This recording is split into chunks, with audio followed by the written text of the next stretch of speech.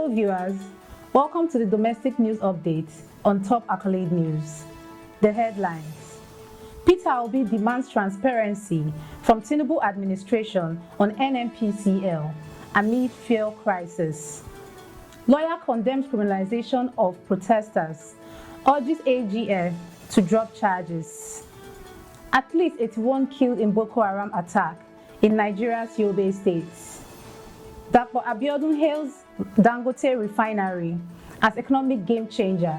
Petrol supply to begin soon.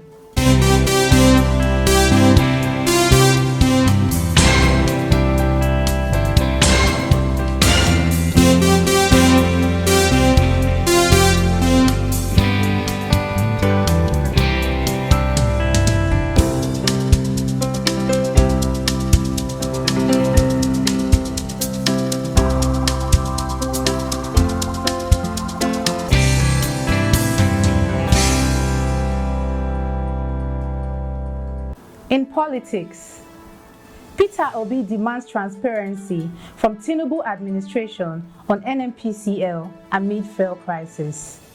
In a severe critique, former Labour Party presidential candidate Peter Obi has demanded greater transparency from President Bola Ahmed Tinubu's administration regarding the Nigerian National Petroleum Company Limited, or NNPCL. Obi, who highlighted the ongoing fuel scarcity, skyrocketing prices, and troubling financial opacity at the state-owned firm, is calling for an urgent clarification of NNPCL's operation and financial status. He pointed out the disconnect between the NNPCL reported 3 trillion naira profits in 2023 and its claim of financial constraints affecting fuel supply. Obi criticized the government for its alleged incompetence and failure to adhere to the Petroleum Industry Act, which mandates transparency. He urged Nigerians to persist in their demand for accountability and clarity, emphasizing that the public deserves to know the truth behind the fuel crisis and the NNPCL's operations.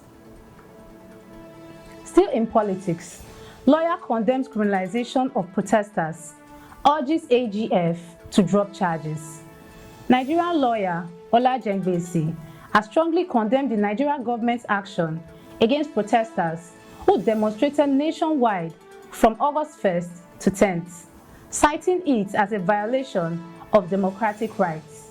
In a letter to the Attorney General of the Federation, Ola Jengbesi criticized the arrest and subsequent charging of 10 demonstrators in Abuja on September 2nd, arguing that it criminalizes the fundamental right to peaceful assembly protected by the 1999 Constitution and international agreements.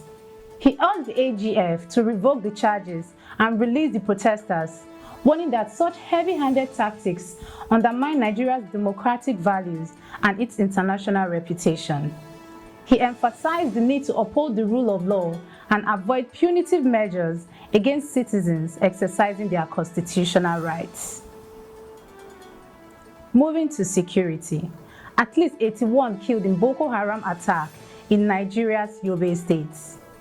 In northeastern Yobe State, Nigeria, at least 81 people have been confirmed dead and several are missing following a violent attack by suspected Boko Haram jihadists. On Sunday, around 150 militants armed with rifle and pocket-propelled grenades targeted Mafa Ward. Riding on more than 50 motorcycles, the assailants killed numerous residents and set numerous shops on fire. The attack, believed to be a retaliation for the killing of 2 Boko Haram members by local vigilantes, have led to a significant casualty, with many bodies buried before soldiers could reach the area. The ongoing insurgency by Boko Haram and other jihadist groups have claimed over 40,000 lives in the region over the past 15 years. Shifting focus to business, Dr. Abiodun hails Dangote refinery as economic game changer. Petrol supply to begin soon. Ogun State Governor Dr. Abiodun has hailed the coming launch of the Dangote refinery as a game changer for Nigeria's economy, expected to end decades of fuel shortages and reduce dependency on imports. In a statement, Abiodun praised Aliko Dangote's perseverance in bringing the $20 billion project to fruition, noting that the refinery's 650,000 barrels per day capacity will soon begin supplying petrol to filling stations. He highlighted the refinery's role in conserving foreign exchange, boosting local production, and creating jobs, while also commending President Bola Tinubu for his support in ensuring the refinery's timely launch and for his efforts to revitalize other refineries. Dangote confirmed that petrol could reach the market within 48 hours, with pricing details to be finalized in coordination with the NNPC. The refinery's operation, which began with diesel and aviation fuel, are now set to tackle Nigeria's petrol needs and enhance economic stability. You are watching the domestic news on Top Accolade News. Do stay with us. Still to come.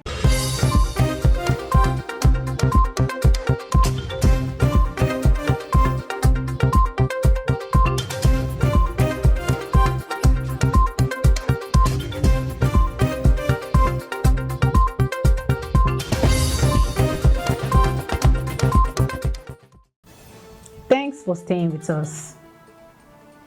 Still in business, Nigeria's IDA loan exposure hit $16.5 billion amidst rising public debts. Nigeria's loan exposure from the International Development Association (IDA) has surged to $16.5 billion as of June 30th, 2024, according to the World Bank's latest financial statements. This marks a $2.2 billion increase from the end of 2023. The IDA, which provides concessional loans and grants to the world's poorest country, aims to boost economic development and reduce inequalities. Nigeria now ranks third in the IDA debt exposure, following Bangladesh and Pakistan.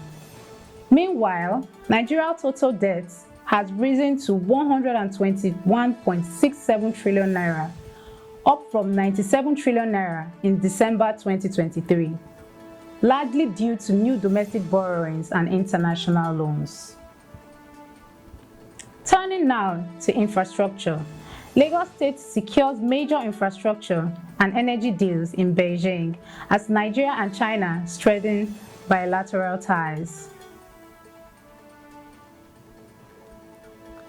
A significant boost for Lagos State's infrastructure and energy sectors as Governor Babajide Sanwo-Olu signed two major agreements in Beijing with Chinese firms, witnessed by President Bola Ahmed Tinubu and Xi Jinping. The first agreement with China's Civil Engineering Construction Corporation will see the construction of the Lekki-Epe Link Bridge to alleviate traffic congestion and enhance economic growth. The second agreement focuses on the development of a 50-megawatt solar power plant aimed at providing clean and more affordable energy to the state's tertiary institutions. This comes as Nigeria and China are committed to protecting each other's citizens' rights and fostering a favorable business environment during the Beijing Summit on the Forum on China-Africa Cooperation. Moving to entertainment. Generous gesture as Rema donates 105 million naira to church. Nigeria singer Rema, known for hits like Calm Down, has made a generous donation of 105 million naira to a church in Edo State. Speaking at a Sunday service, Rema expressed his gratitude to the church's support during his family's difficult time, especially after his father's death. The singer pledged 40 million naira to church infrastructure, 20 million naira to Rhapsody of Realities, 25 million naira to the Church Teens Ministry, and 20 million naira to support widows in the congregation. Rema recalled how the church's assistance, including opening a shop for his mother, was a crucial point during his father's passing. In sports, former NFF technical director slams Iguavo's appointment as Super Eagles interim coach. Former Nigerian Football Federation (NFF) Technical Director James Peter has sharply criticized the appointment of Austin Eguavoen as the interim coach for the Super Eagles' upcoming African Cup of Nations qualifier. Peter, who once nearly led Nigeria to victory in the 1991 African Games, have questioned Eguavoen's ability to deliver success, calling the decision a win that blows nobody any good. Eguavoen, currently serving as the NFF's technical director, is taking charge of the team for the fourth time after negotiations with the proposed new coach, Bruno Labbadia, fell off. Peter condemned the NFF's choice, suggesting it has led to another disappointing outcome for the national team as they prepare for matches against Benin and Rwanda.